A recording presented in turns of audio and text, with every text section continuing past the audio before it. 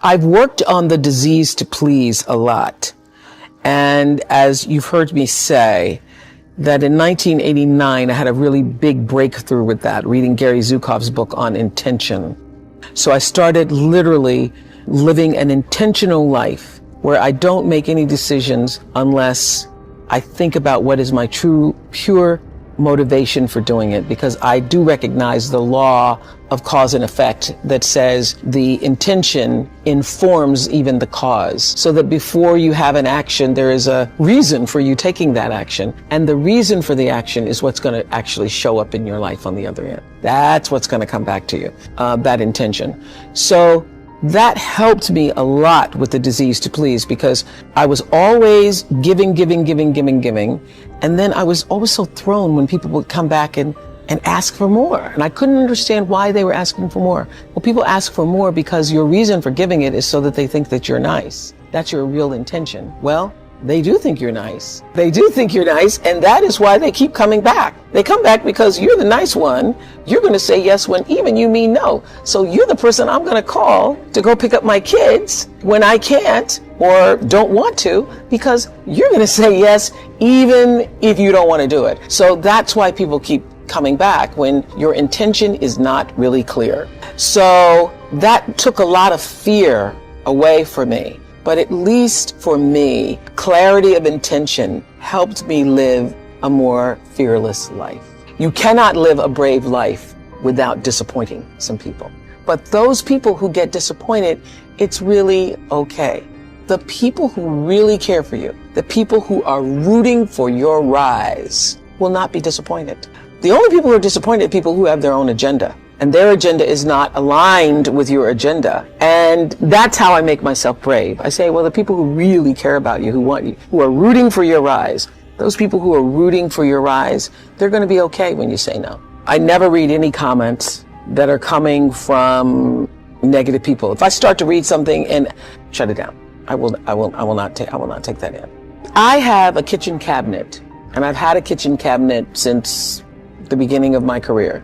Different people have been in that kitchen cabinet over the years, but there are a few people who are my resource, who I know are going to tell me the truth. Your cabinet can go through all of those comments, because feedback is great and you can get it immediate now. Your cabinet will go through and they can share with you the things, even that are negative, but that are not mean-spirited. I'd come off the glory and the victory of 25 years of the Oprah show, and was trying to put together the pieces of building a network without the right pieces. I really was trusting other people's ideas about how to do it. And it wasn't until I had the good sense to bring in my own team of people whom I'd been working with for, the past decade, that things start to actually fall into place for me.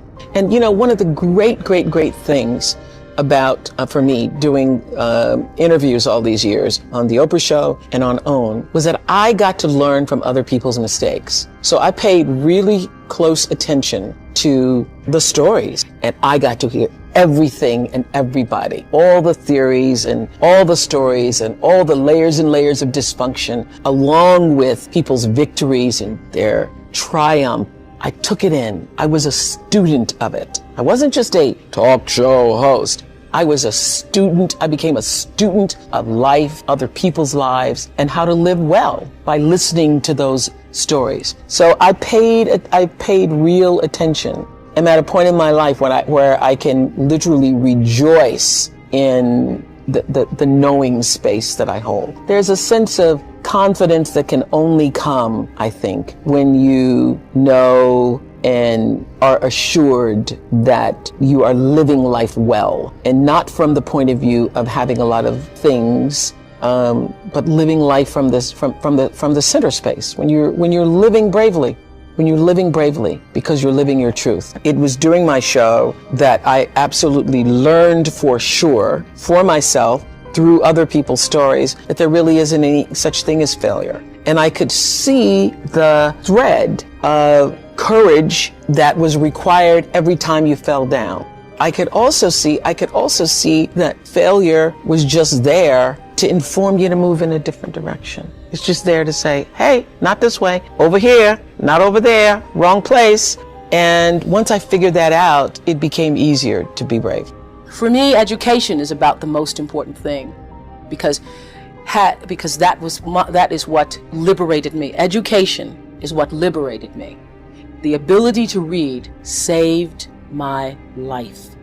I would have been an entirely different person had I not been taught to read when I was at an early age. My entire life experience, my ability to believe in myself, and even in my darkest moments of sexual abuse and being physically abused and so forth, I knew there was another way. I knew there was a way out. I knew there was another kind of life because I'd read about it. I knew there were other places and there was another way of being. And so it saved my life. So that's why I now focus my attention on trying to do the same thing for other people. Education. I don't think you ever stop giving. I really don't. I think it's an ongoing process. And it's not just about being able to write a check. It's being able to touch somebody's life in such a way that Mrs. Duncan touched mine. It's being able to make a child see the light in him or herself, making someone else see that for themselves. I know that if I didn't have the money, listening to somebody who had it, I'd probably not believe them, because you can't believe it. Because if you don't have money and you're just trying to make ends meet, you think if you just could make ends meet, that would make everything all right for you. What I know is that if you do work that you love and work that fulfills you, the rest will come. And that I truly believe that the reason I've been able to be so financially successful is because my focus has never, ever for 1 minute been money. And the fact that the money has come has really surprised me. I've been just really surprised and delighted and very pleased and many times overwhelmed by it. But the money has never been the focus. The reason, I think if you're on the road to success is if you would do your job and not be paid for it. And I would do this job and take on a second job to make ends meet if nobody paid me, just for the opportunity to do it. That's how you know you're doing the right thing. One of the things that, if I may pat myself on the back for, is that I try to surround myself with people who are smarter than I am. I think that the ability to be as good as you can be comes from understanding who you are and what you can and cannot do. And what you can't do is far more important than what you can do, if what you can't do is going to keep you from flying as high as you can. Now, when my lawyer first came to me and said, you can own your own show, it literally took the ceiling off my brain, because I had never even thought that high before. I never even thought that was possible. And everybody needs somebody in their life to say, yes, you can do it. I have a niece who's 15, who several years ago, I said to her the same thing my father said to me. I said, you are too smart to get C's. I heard my father speaking. We were crossing the street one day and she was talking about her grades. You're too smart to do that. You could be an A student. And she said, do you really think I can? Oh, of course. So you're such a bright person. And she started getting A's and said to me a year later, nobody ever told me I could. And I think one of the most important lessons to learn is that we are all responsible for our lives, but nobody gets through this life alone. Everybody needs somebody to show them a way out or way up. Everybody does. See, I feel best in surroundings where other people are smarter than I am, because I feel like I can always learn something from them. One of the other big lessons I've learned, particularly in business, I think you have a responsibility to yourself to learn as much about your business as you can. And so I sign every check, although it is now tedious, because the bills that come in from maintaining a studio, everything from Federal Express to Xerox to every tape that needs repaired and so forth, it gets to be a lot. I have stacks and piles of checks to do, and I know that there are a lot of successful people who don't do that. I still have a tenement mentality. I've been very, very poor in my life. And so the idea of having money and not being responsible and knowing how much money you have and keeping control of it is not something that I personally can accept. I know that there are other people who can, but it is not a possibility for me. I need to know where it is. There are times I think I want to go to the bank and say, show it to me, because, just seeing it on a piece of paper, anybody could print out a piece of paper. So, I watch it very carefully. And try to maintain responsibility for it. But my success in business has come, when I first started being a, quote, businesswoman, I worried about, how do you do this? And I realized that you do this the same way as you do anything else. You be fair. Try to be honest with other people, and you be fair. What I know for sure is if you focus on the substance, the success will come. And most importantly, let failure be your friend. There are going to be times, of course, where you're going to win a lot. A lot of things are going to go your way. And it's wonderful to bask in that adulation and to feel proud of your successes. But it's the times when things go wrong, when you fall or fail, that you're actually going to learn the most about yourself. All those years on the Oprah show, 25 years, we were the #1 show for 25 years. And that's because I lived with the intention to serve the audience. When I was able to shift the paradigm to start to looking at, wow, what I have instead of what I don't have, what I have instead of what I thought I'd lost, I was able to begin to turn things around. But it's those moments of uncertainty. It's the moments where all of my mistakes show up on the evening news. I can tell if I've done something wrong. It's on the CNN crawl. I can read about it. But learning from the moments where things weren't going so great, being able to get still, to connect with that which I know is God, the force, the power greater than myself, and to come back and realize that in order to move forward, you move forward by taking the next right step. You don't have to know everything to do. You don't have to know all the steps to make. Just what is the next right move. And then there's this. I leave you with this. Nobody makes it alone. Nobody. I don't care what they look like. I don't care what their Insta posts say. Nobody makes it alone. And so you will get nowhere without a spiritual practice. You need a spiritual practice. And by that, I mean not necessarily religion. For some people, it is church. For some people, it is meditating. For some people, it's dancing. For some people, it's singing. But you have got to find a way to nurture that which is the essence of you. You've got to find a way to continually give back to yourself. I am committed to service. Service through my work, service through my life's purpose. And if you make a commitment, a conscious intention to be committed to the work that you do, to the relationships that you have, your life will unfold with such beauty and grace through that commitment. Every day until the very final shows of the Oprah Winfrey show, I would have the producers come in and tell me ahead of time what their intention for every show was, because I figured out around the second year of doing that show that it wasn't just about being on television and performing, that here was this opportunity, this offering I could give to people through the service of a television show to better see themselves through the stories that we're telling, and through those stories help themselves to improve their lives. So I started using television as a tool of service. So as you're trying to figure out, what do I do? How should I do it? First of all, I will say this, that when you don't know what to do, my girls have heard this over 100 times. When you don't know what to do, you do nothing. You get still until you do know. Because when you have to ask everybody else, should I do this? Should I? And that's whether it's buying a pair of shoes or going with a guy, buying a house, taking a job. Should I? When you have to ask everybody else, it means you don't really know the answer fully yourself. So you get still, be still, and know the answer will come. So many people are worried about building a brand. I hear kids on social media talking about their brand. And I used to really resent the word when people would say to me, oh, you have this brand, because I never even thought about a brand. I just thought about day in and day out, making the best right choice for me. But now I embrace it because I recognize people see me as a brand. But for me, it's not a business. It is a question of, what do you stand for? And I will say this, you're nothing if you're not the truth. So I've made a living, I've made a life, made a fortune really, from being true to myself.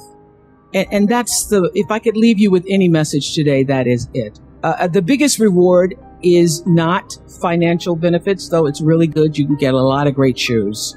Nothing wrong with great shoes. But those of you who have a lot of shoes know that having great shoes and a closet full of shoes or cars or houses or square footage doesn't fill up your life. It doesn't. But living a life of substance can. Substance through your service, your offering of your whole self. And the baseline for how do you live a life of substance is whatever is the truth for you. What do you stand for? So when I first started making money, and it was, my salary or my earnings were published all over the place. I mean, the first year I was like, really? Did I make that much money? Oh my God. It was very difficult for me to figure out where my boundaries were because I'd grown up poor and didn't have anything. So it's easy when you don't have anything and people ask you for money. They say, I need $500. And you say, I don't have it because I'm just trying to get my rent paid.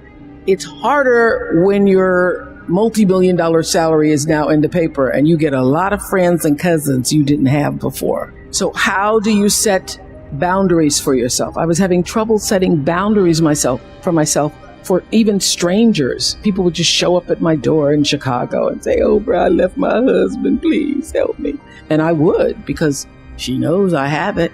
So what I learned is that, the reason why people keep showing up is because my intention is to make them think that I'm such a nice person that you can ask me for anything. You can get me to do anything. I'm going to say yes. I'm going to say yes. So when Stevie called me this time, I thought I'd try out my first no on Stevie. Let's start big. He wanted me to donate some money to a charity, and I didn't want to donate to the charity because I have my own charities and I care about a lot of people. But the problem is when you have money, everybody thinks you just want to give to everything. So I said to Stevie, no. And as a person who has that disease to please, I was waiting for him then to say, I will never speak to you again. I will never call you. I will never sing a song for you. And he didn't. He just said, okay. Okay? Okay, it's okay? He said, okay, check you later. What I learned from that is many times you will have angst and worry about things. Put yourself in a state, like someone said this morning because their phone went off, they were mortified over a phone. I said, really? You will put yourself in a state when the other person really isn't even thinking about you. So learning that I could specifically determine for myself what the boundaries were for me, what I wanted to do, give my money, give my time, give of my service to who I wanted to give it to when I did, that I get to make that decision. Just because you have all of these demands on your time and on you doesn't mean that you have to say yes. You get to decide because you're the master of your fate, the captain of your soul, as William Ernest Henley said in Invictus. And understanding that really changed the meaning of my life in that I was no longer driven by what other people wanted me to do, but took charge of my own destiny, making choices based upon what do I feel is the next right move for me. I've lived with who do you think you are my whole life. Not from myself as much as what was reflected to me. Because who do you think you are? You're a little color girl, come from Mississippi. Who do you think you are? You're sitting up on national television. Who do you think you are that you can have? Who do you think you are that you can? So I used to fear hearing the term, who do you think you are? Or you must be pretty full of yourself. Now I work at being full. I want to be so full, I am overflowing. So when you see me coming, it ought to make you proud. To borrow a line from Maya Angelou's Phenomenal Woman. When you see me coming, it ought to make you proud. And what you see is a woman so full, I'm overflowing with enough to share with everybody else. I'm going to own the fullness. without ego, without arrogance, but with an amazing sense of gratitude that I've been born at a time where I am female on the planet, and I have the great pleasure and freedom to fill myself up. Knowing who you are. Knowing who you are. Being able to answer this question, who am I? And what do I want? You know, many times when I go out of the country, I am baffled by that question. To explain what is your occupation. I've stood there for 10 minutes. Well, am I a talk show host? Well, I'm more than a talk show host. Am I a businesswoman? I'm a businesswoman. I'm more than a businesswoman. Am I an entrepreneur? I'm more than an entrepreneur. So I just leave it blank or self-employed. So I'm not asking for the roles that you play as daughters. I'm not asking that question. What are the roles that you play as a daughter, as a friend, as a sister? You're going to be a lawyer. You're going to teach. You're going to be a pharmacist. I'm asking the bigger question of who am I? Who am I really? My answer is I am God's child. I am that which is born of all that is. I am, as Pierre de Chardin said, a spiritual being having a human experience. All that is possible for me. That's who I am. And what do I want? I don't want to just be successful in the world. I don't want to just make a mark or have a legacy. You must have some kind of vision for your life. Even if you don't know the plan, you have to have a direction in which you choose to go. You want to be in the driver's seat of your own life, because if you're not, life will drive you. Knowing who you really are in this space and time that we embody. What do you want? Who are you? Always do the right thing. Be excellent. People notice. Think of how you notice. You go to Taco Bell, somebody gives you an extra napkin and some sauce. You notice. You want to go back to that person, because even at Taco Bell, excellence shows itself. And what I know is that when you are excellent, you become unforgettable. People remember you. You stand out. Regardless of what it is, you become an unforgettable woman. And that is what we all want. We want to be unforgettable and not forgettable. So doing the right thing, even when nobody knows you're doing the right thing, will always bring the right thing to you. I promise you that. I remember many times on my show. There are many shows y'all never saw. And the reason you didn't see them is because I got the last vote. And I remember 2010, my team, hardest working team in television, had done this interview with a woman who turns out she was a Sunday school teacher by day and a sex addict at night. And they were like, you won't believe it. We got her going out. We got her with the men. And we get to show her. And she was willing to show us everything. I sat down with a woman for an interview that was taped. And during the process of the interview, I said, why are you doing this? And she said, oh, I want to help people. I want to tell my story and I want to help people. I said, do you have children? She says, yes, I have a 10-year-old son. I knew right then this is never going to see the light of day. So we got off the air and I said to the lady, we are not going to air that show. And she said, why? My producer said, why? She knew she was being filmed. She knew what she was saying. She knows what I said, because her son will never get over it. Not worth a rating point to me to know that there's a 10-year-old boy who's destroyed because his mother went on the Oprah Winfrey show and told all her business. You do the right thing, even when other people think it may not be. And oftentimes, when you make a decision to do the right thing, immediately you're faced with doubt. Is that the right thing? Is that the right decision? I don't know. Is that the right thing? You always know it's the right thing, when in the end, there is peace. You are rewarded by peace. The most important thing I have come to know in doing the right thing and making the right choices is understanding people don't always like you and they're not always happy for you.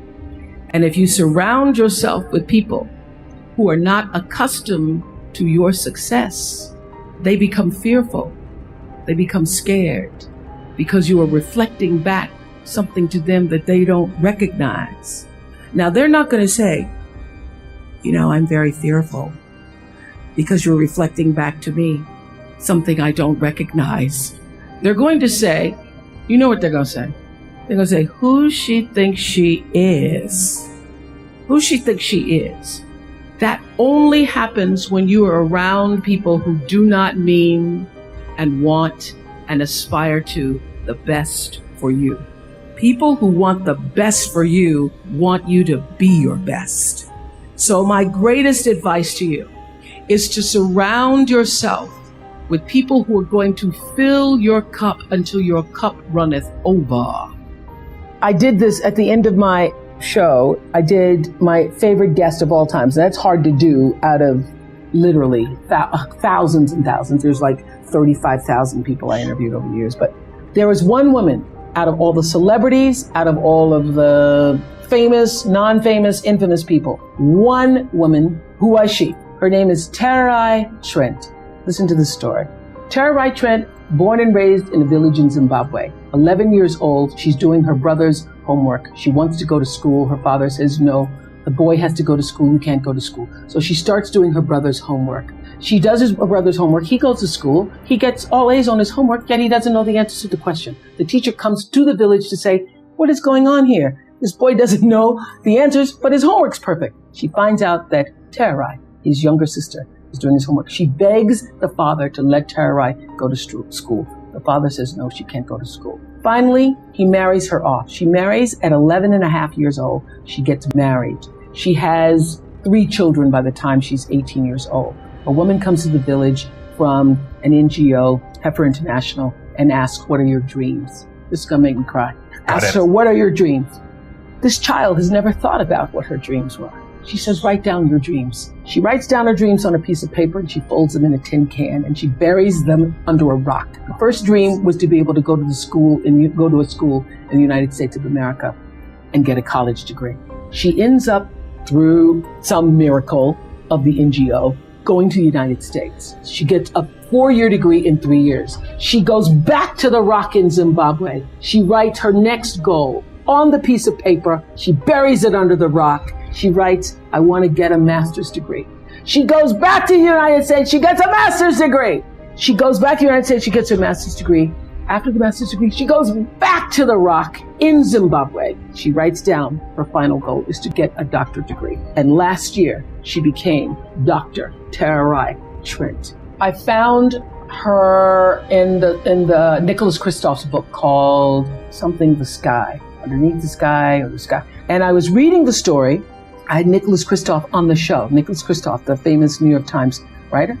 She wasn't there. She wasn't a part of the show. I'm reading the story. I can't believe this book, the story of this woman, as I'm reading the story. So when we go to do the show, the producers have Nicholas Kristof on. They bring on other guests, but this woman isn't there. I go, how could you not have her there? So we tape another show with Nicholas Kristof. We go back. I go, we're going to find that woman, Terai Trent. By this time, she's living in the United States. We followed her back to Zimbabwe to the rock. We pulled the tin can from underneath the rock. And that is my favorite guest of all time.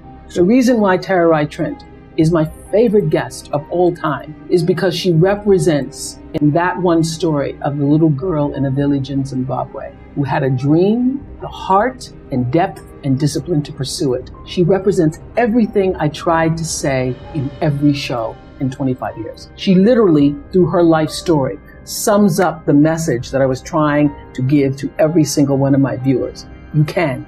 Keep trying. Don't give up. When I was about 8 years old, I grew up in the church and I was going to one of those Women's Day, you know how we have church all day long. The little girl that was supposed to be there to do a recitation had gotten ill. And so they said to my stepmother, we need some a little girl, can Oprah come back and do a recitation this afternoon? My stepmother said, yeah, I'll have her back here this afternoon. So this, church ain't over to 1:30. So by 4:00, I had gone home and learned to recite Invictus by William Ernest Henley. It starts out of the night that covers me, black as a pit from pole to pole, I thank whatever gods may be for my unconquerable soul. I was reciting it and doing the pit from pole to pole. I didn't know what I was saying. But at the end of the poem, there's the stanza that says, it matters not how straight the gate, how charged with punishment the scroll. I am the master of my fate. I am the captain of my soul. Now, my little 8-year-old brain didn't really fully understand the power and depth of those words, but they sounded good enough for me to write them down and put them on my mirror. And those words, I am the master of my fate, I am the captain of my soul, became a mantra for me. What it said is, I am responsible for the choices that I make in my life. I am responsible. Obviously, I grew up and was better able to articulate what those words really mean. And I discovered in physics class the third law of motion. You remember what that is? It's called Newton's law. And it says for every action, there is an equal and opposite reaction. So what does that mean? That means everything that you are putting out into the world, every action, there is an equal and opposite reaction. It means no matter what you do, the energy of what you do, what you say, and most important, the energy of who you are is going out into the world, into your relationships, and that energy is always coming back to you.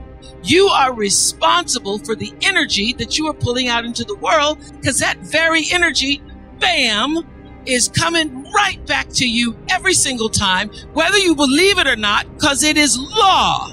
Everybody has a different talent. And the reason we're all so messed up is because you're looking at everybody else's talent and wishing you had some of their talent. All the energy that you spend thinking about, wishing about, being jealous of, envious of anybody else is energy that you're not only putting out is going to come back to you negatively, but you're taking that away from you. All your energy should be forced on, what do I have to offer? What do I have to give? How can I be used in service? Because Dr. King's message of not everybody can be famous, but everybody can be great, because greatness is determined by service. And there is not a job in here that you can do that you don't switch the paradigm to service and not make that job more fulfilling. I don't care what the job is. If you say, I'm a singer, I'm a dancer, I'm an artist, I'm a teacher, I'm a nurse, I'm a doctor, I'm a janitor, I'm a clerk, if you say, if I look at this from how do I use this in service to something bigger than myself, it no longer becomes a job. It becomes an offering to the world. Nobody's journey is seamless or smooth. We all stumble. We all have setbacks. If things go wrong, you hit a dead end, as you will. It's just life's way of saying, time to change course. So ask every failure. This is what I do. Every failure, every crisis, every difficult time, I say, what is this here to teach me? And as soon as you get the lesson, you get to move on. If you really get the lesson, you pass and you don't have to repeat the class. If you don't get the lesson, it shows up wearing another pair of pants or skirt to give you some remedial work. And what I found is that difficulties come when you don't pay attention to life's whisper, because life always whispers to you first. And if you ignore the whisper, sooner or later, you'll get a scream. Whatever you resist persists, but if you ask the right question, not why is this happening, but what is this here to teach me? What is this here to teach me?